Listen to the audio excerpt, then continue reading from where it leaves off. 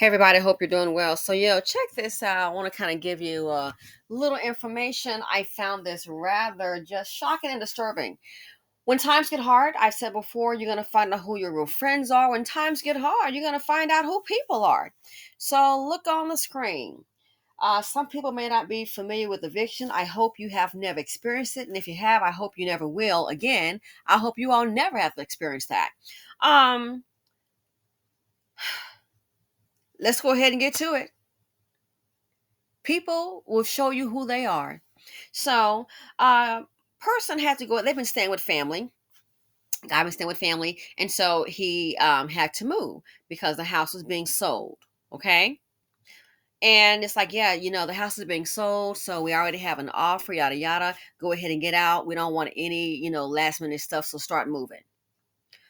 He did find a place, but before he found the place, what he decided to do was to go ahead. The apartment that he was getting, they were going to need like maybe 2 to 3 weeks before he can go ahead and get it. Okay, so it's like, hey, you need to be out of the current location, and he went ahead and say, okay, I'm gonna go ahead and get this apartment. So then he called on one of his friends, one of the homies. And it's like, yeah, man, so they're selling a house. I gotta go. My apartment won't be ready for maybe another 2.5 weeks. Maybe I can come over there and, stay with you for a minute. A little bit. The friend goes, oh yeah, man, you sure can. Uh-huh. Yeah, you can come over here and stay. And matter of fact, so you won't be in a rush. You can move over here, stay for a month. Here's where it gets interesting. So the friend tells him, I'm gonna need to hold a little something, and I'm gonna go ahead and start moving some things, making some room for you. He said he was gonna start making some room for him. So I thought it was kind of a lot for a friend for a couple of weeks. I thought it was, even for a month, I thought it was a lot. So anyway, he agreed to honor the guy's request, and he paid the guy $1,000. Uh-huh. Paid the guy $1,000. And I was like, well, that's kind of a lot because the apartment's going to be ready in like 2.5 weeks. And that's really kind of a lot to pay a friend. I'm like, my opinion, you could have found, what do you call that? Maybe extended stay or an Airbnb, you know? So I thought that was kind of a lot, but he was like, well, the friend needs the money. I get it. I got it. So he pays the guy $1,000 cash, of course, no receipt. Hey, they're friends. Then he starts moving the things in. The good thing is that he also took the next day off of work, because you know how he's moving one day, and you kind of get some boxes and a few things in there, and then he took off the next day to finish getting unpacked. They're gonna work the next day. Good thing he did that, because guess what happened? After he paid his friend the $1,000 to stay there until the apartment was ready, which I think is a lot, he spent the first night there. Again, he took off work to kind of get his things situated. Good thing he did that, because guess what? The next day he heard knock on the door, knock on the door. His friend is there. He didn't get his friend is there, and I think maybe the friend wasn't working too, had lost his job. So yeah. So his friend answered the door. Next thing you know, he's hearing voices. Guess what? The friend was being evicted. The knock on the door were the people outside to evict him. And I don't mean, no, it's like it's going down like right now. So then they come through the house, and the guy tells him, oh, yo, man, we gotta go. We gotta go. I'm getting evicted. Look, I'm gonna go ahead and you're gonna have to go ahead and go. And he's like, what? He's like, yeah, man, we're getting evicted. Sorry about that, dude. We're getting evicted. We're getting evicted. He's like, where are you going? He's like, I'm gonna go to my baby mama's house and just start getting his things and leaving. So basically, so much for a friend. He basically paid $1,000. Think about it. He has basically paid $1,000 to do what, ladies and gentlemen? He's paid $1,000 for one night at a friend's house. And the guy got $1,000, went to his baby mama's house. So now this dude, he's back on his family. Oh, hey, I know it's being sold. Can I come back for a few nights? Got to get situated. These are games that people will play. And Again, the person already had notice. So basically, his friend just stole from him. I'm like, he literally paid $1,000 to stay one night.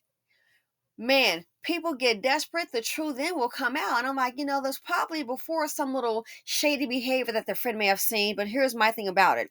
The thing about people, a lot of times people think, oh, well, the person can be shady and dishonest toward others. And guess what?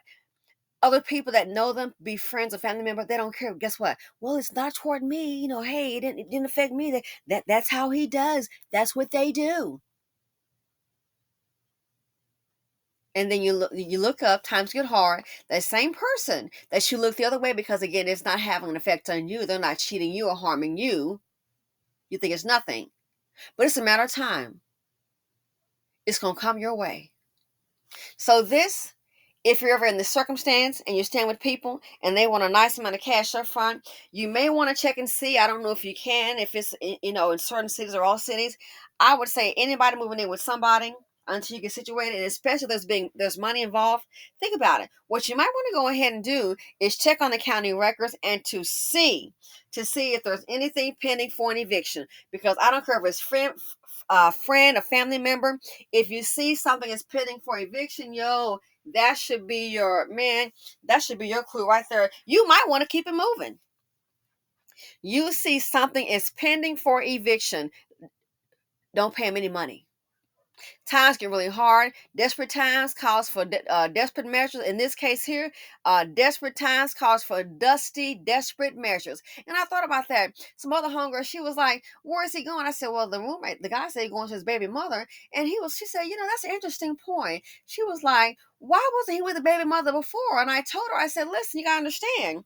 A lot of these guys, when they can make it on their own, they do not want to be in the home with their children. Okay." They don't want to do it because guess what?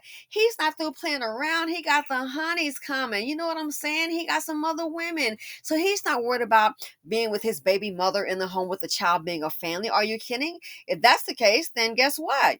It wouldn't be a label baby mother, or more accurately, fatherless home. So she was like, and I'm like, yeah, the girl gonna go ahead and take him on in.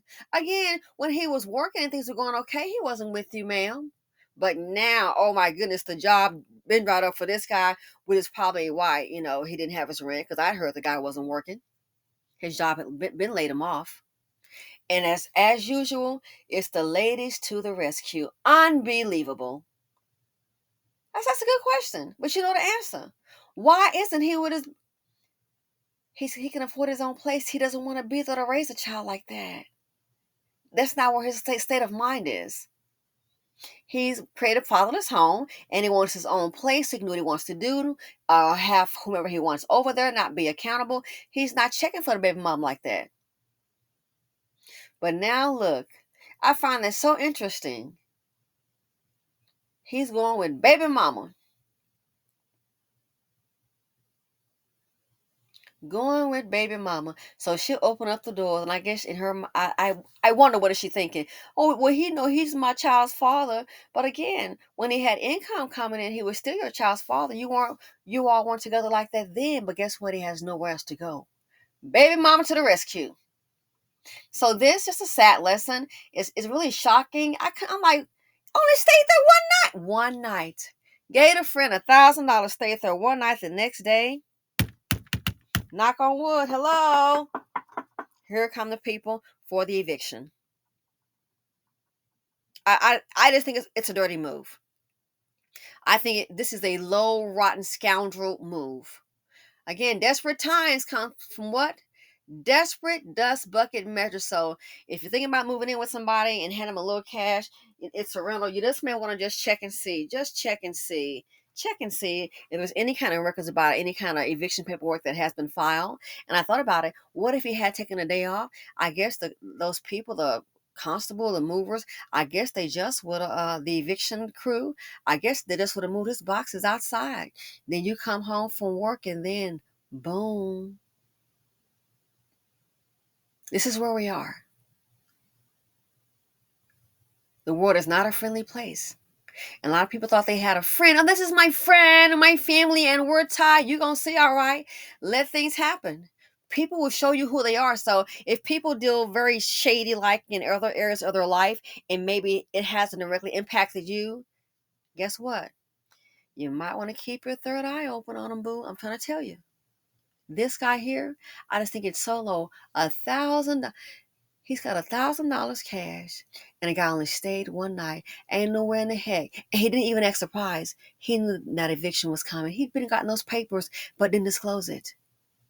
With friends like that, a friend like that, you don't need an enemy. Anyway, let me know if you've heard anything similar to this kind of story. If it's happened to you, my sincere apologies. Let me know what you guys think. Feel free to comment, like, subscribe, and share them out.